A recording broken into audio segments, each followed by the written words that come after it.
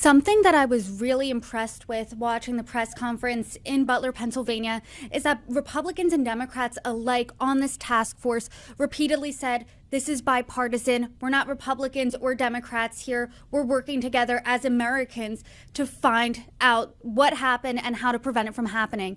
So can you talk about the bipartisan nature of this task force and what the conversations are like working across the aisle here? Yeah, it's a breath of fresh air to be able to work in a bipartisan way. I mean, as you've covered what has gone on in the House of Representatives the past year and a half, and a lot of it's, sort of partisan tactics and things that haven't really moved legislation forward. But it's good to have the House Republicans come forward. In this instance, Speaker Johnson reached out to Democratic leader Jeffries. They found a way to come together, put a task force together that is, you know, largely bipartisan. There's 7 Republicans, 6 Democrats, so it's not an even split. But the way Chairman Kelly's running it is he's not differentiating between Democrats and Republicans at either the member level or the staff level. So I think it's been much more productive to do it this way, more efficient, more effective, and I think it's going to lead to a better outcome and result at the end of this.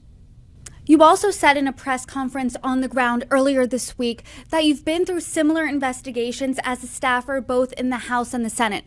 So can you walk us through what those are like, how those go, so we know what to expect? Well, I mean, I worked on the Whitewater hearings in the Senate. That was significantly different in some ways. It was a very partisan investigation. And also another big difference was it sort of stretched out over 4 years because of the Republican effort to try and undermine President Clinton in the upcoming election, which didn't work. But, this one so far, at least, has none of that. It's been very bipartisan. In fact, it's been nonpartisan in a way that it's almost unique to my experience here in Congress in the past year and a half. And the other big difference is the timeline. As I said, Whitewater dragged on for 4 years.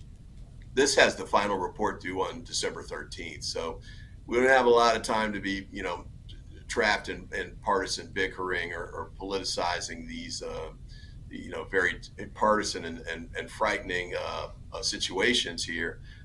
We've got to make sure that we can move forward with this quickly, put out the information, explain our recommendations, and make corrections that need to be made.